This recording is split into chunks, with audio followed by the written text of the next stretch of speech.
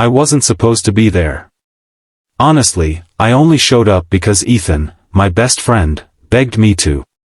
His older sister, Mia, was back in town after years away, and they were throwing a small get-together. It'll be chill, he'd said. Just friends, food, music. He forgot to mention one thing: Mia wasn't just back. She was recovering from something no one really wanted to talk about. The house buzzed with laughter and music when I arrived. Everyone was talking, dancing, just existing in that loud, messy way people do when they want to forget life for a while. But then, out of the corner of my eye, I saw her, Mia, standing by the balcony, quiet, detached, clutching a glass of something that had long since melted. She looked tired. Like someone who'd seen too much of the world and wasn't sure she wanted to see the rest. I tried not to stare, but our eyes met once. She looked away first.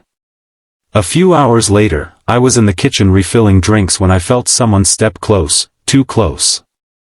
I turned, startled, and found her there. Mia. Her eyes were sharp, almost defiant. "You're Alex, right?" she asked. Yeah. Ethan's friend." She nodded slowly, studying me. Then, with a half-smile that didn't quite reach her eyes, she said, "Good. Because you're the reason I came tonight." I froze. My brain scrambled for an explanation. We'd barely ever spoken. I was just the awkward guy who hung around her brother. Before I could ask, she gestured toward the back porch. "Come outside with me."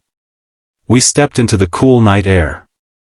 The noise from inside faded, replaced by the hum of crickets and the faint smell of rain. "I know this sounds weird," she began, "but you wrote something a while back. On that school forum, about losing your mom?" I blinked. That was years ago. I'd posted a short piece after my mom passed, just trying to make sense of it all. I didn't think anyone really remembered. Mia's voice trembled slightly. "I read that the night before I almost ended things." She paused, swallowing hard. "You wrote that grief doesn't make us weaker, that it proves how deeply we were capable of loving. And that love doesn't die just because someone's gone." The air felt suddenly heavier. She looked at me then, eyes glassy but steady. "That post saved me, Alex. I printed it out. Kept it on my mirror for years. So when Ethan said you'd be here tonight, I had to come. I needed to tell you that in person." I didn't know what to say. My throat tightened, and for a long moment, all I could do was look at her, the way the porch light caught the silver in her eyes, the way her hands trembled slightly as she tucked her hair behind her ear.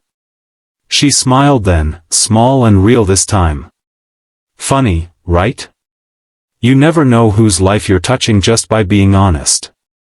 I finally managed to whisper, "Didn't know it mattered that much." "It did," she said softly. "More than you'll ever know." The rest of the night felt different. The noise inside didn't seem as loud. The people didn't seem as far away.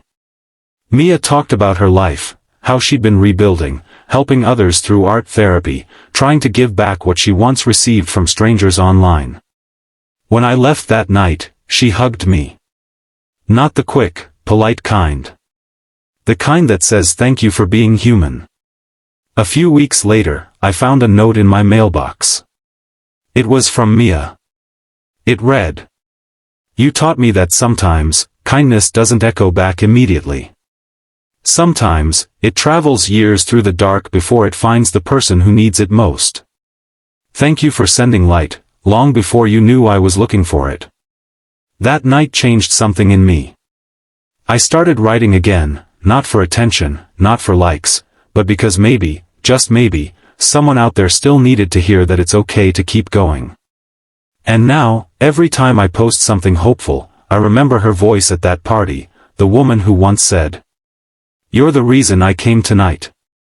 And I realize, sometimes the smallest thing you do, the quietest words you share, can end up being the loudest lifeline in someone else's storm. Moral: never underestimate the power of a small act of kindness. Even when you think no one's listening, someone out there might be holding on because of you.